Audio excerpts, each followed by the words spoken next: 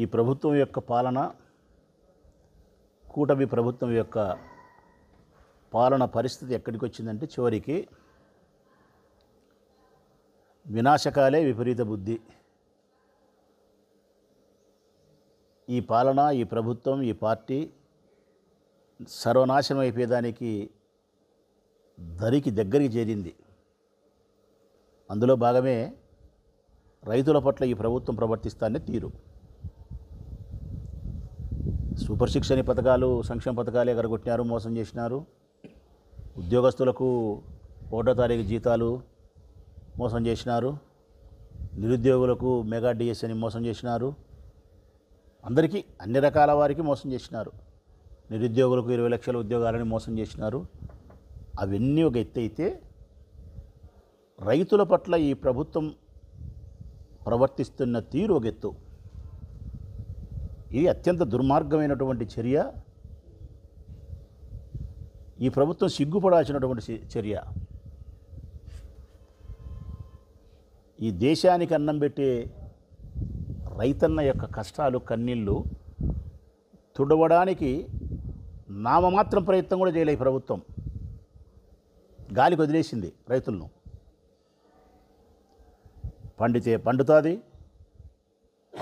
ప్రకృతి వైపరీత్యాల వల్ల నష్టం వస్తుంది, ధర ఉంటే ఉంటుంది, మద్దతు ధర ఉండకుంటే ఉండదు. బ్రతికితే బ్రతుకుతాడు రైతు, ఆత్మహత్య చేసుకుంటాడు.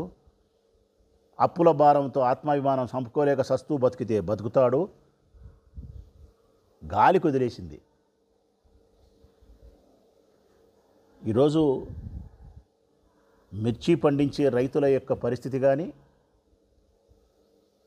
పెసర కానీ, మినుము కానీ, కందిపప్పు కానీ, పత్తి కానీ, ధాన్యపు గింజలు కానీ, ఇవి పండించే ఏ రైతుల పరిస్థితి కూడా బాగలేదు. కృష్ణా జిల్లాలో కానీ, గుంటూరులో కానీ, ప్రకాశం కానీ, అనంతపురం జిల్లాలో కానీ, ఈ ప్రాంతంలో ఈ పంటలు పండించే ఏ రైతుల పరిస్థితి కూడా సక్రమంగా లేదు. పంట దిగుబడి సక్రమంగా లేదు. కొద్దో గొప్ప వచ్చిన దిగుబడిని సరైనటువంటి ధర లేదు. ప్రభుత్వం ఏమైనా మద్దతు ధర ఇస్తుందా అంటే మద్దతు ధర ఏ ప్రభుత్వం ఇవ్వదు. మిరప వచ్చేసి ఏ 24,000, 25,000, 26,000 ఒక క్వింటా అమ్మాల్సినటువంటి ధర ఈరోజు 8 నుంచి 11,000 అమ్ముతున్నారు. 8 నుంచి 11,000 అన్యాయం. అదే ఎకరాకు వాళ్ళు మిరపను పండించాలంటే వాళ్ళకు వచ్చే ఖర్చు 1,50,000 రూపాయలు. ఈ ధర ప్రకారం వాళ్ళకి చేతికి వచ్చే లెక్క ఒక 50,000 రూపాయలు ఎకరాకు వస్తుంది. అంటే దాదాపు ఎకరా మీద 1,00,000 రూపాయలు వాళ్ళు నష్టపోయే పరిస్థితి. మినుము అంతే, పెసర అంతే, పత్తి అంతే. ఏవి కూడా కనీసమైనటువంటి మద్దతు ధర లేదు.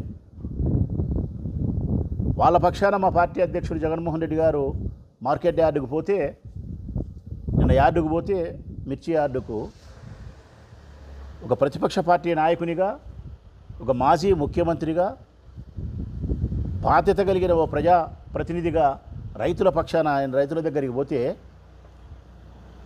ఆయన అభిప్రాయాన్ని, ఆయన విమర్శను సత్విమర్శగా భావించాల్సినటువంటి ఈ కూటమి ప్రభుత్వం ఆ దిశగా ప్రయాణం చేయలే.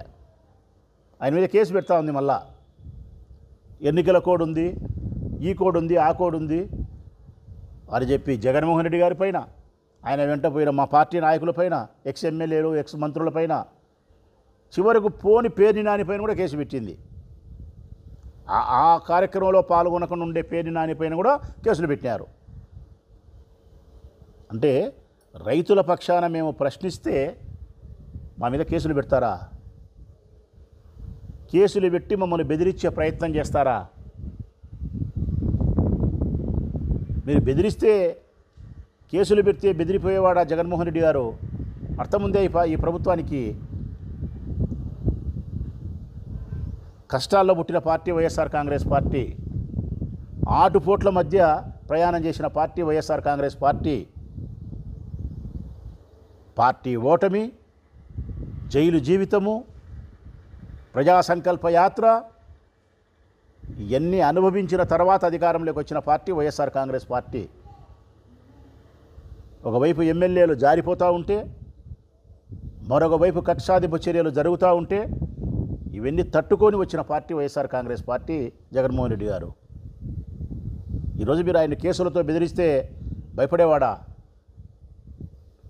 ఆయన స్పష్టంగా చెప్తా ఉన్నాడు, జగన్మోహన్ రెడ్డి గారి చివరి రక్తపు బొట్టు వరకు, మళ్ళీ చెప్తా ఉన్నాం, జగన్మోహన్ రెడ్డి గారి చివరి రక్తం బొట్టు వరకు ప్రజల మధ్యలోనే ఉంటాడు, ప్రజల కోసమే ఉంటాడు, ప్రజల తరఫునే ఉంటాడు జగన్మోహన్ రెడ్డి. ఇది తథ్యం, ఇది సత్యం. మీరు ఆయన కేసులతో బెదిరించాలనే ప్రయత్నం చేస్తే కుదరదు.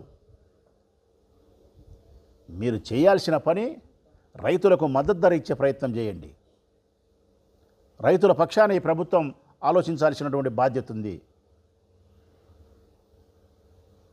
రైతుల పక్షాన మీరు 20,000 రూపాయలు పంట సాయం ఇస్తామని చెప్పి ఎన్నికలకు ముందు చెప్పి 20,000 రూపాయలు ఇస్తామన్నారు.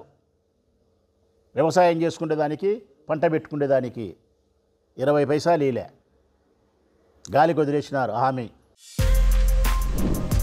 For more videos like this, subscribe Big TV channel.